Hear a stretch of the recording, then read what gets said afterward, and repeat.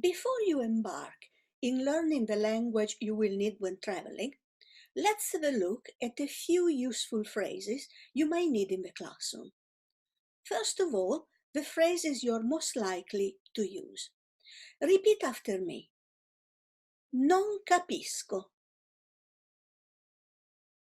I don't understand. Non ho capito. I didn't understand. Non lo so. I don't know. Ho una domanda. I have a question. Che cosa significa? What does it mean? Come si dice? How do I say? Come si scrive? How is it written? Come si pronuncia? How it is pronounced? A che pagina? What page? Non ho ancora finito. I haven't finished yet. Possiamo ascoltare l'audio ancora una volta?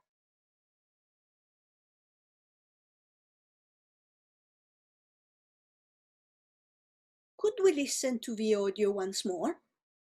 Quale esercizio dobbiamo fare? Which exercise should we do? Mi dispiace, non posso venire alla prossima lezione.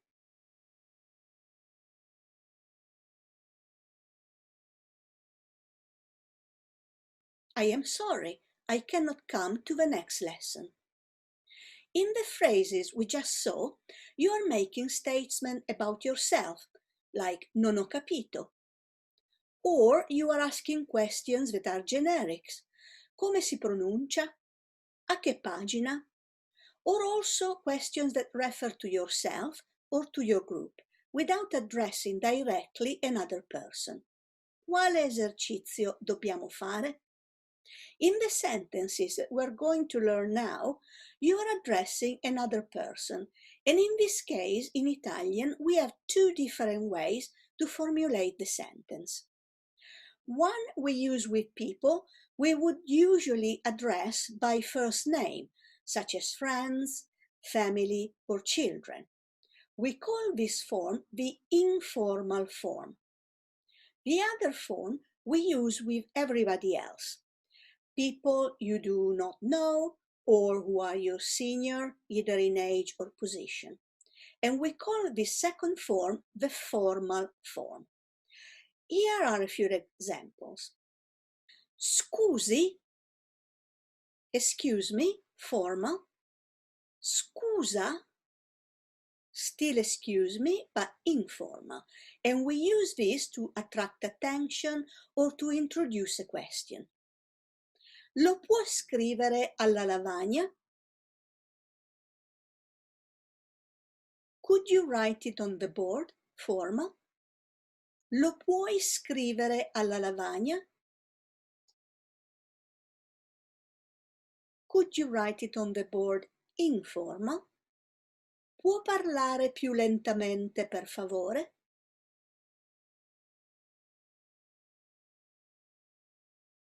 Could you speak more slowly, please?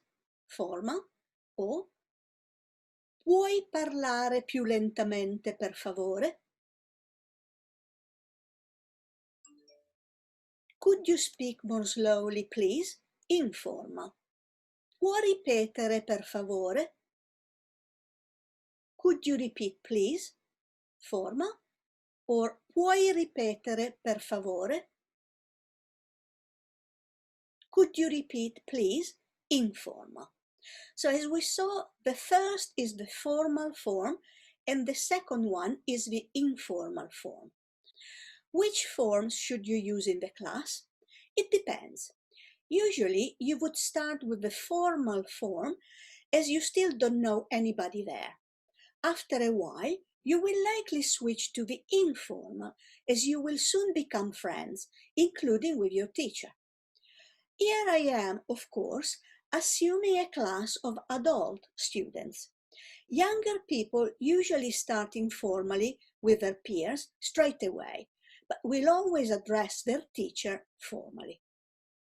We will look at how to switch from one form to the other more in details in the module dedicated to greetings and introductions.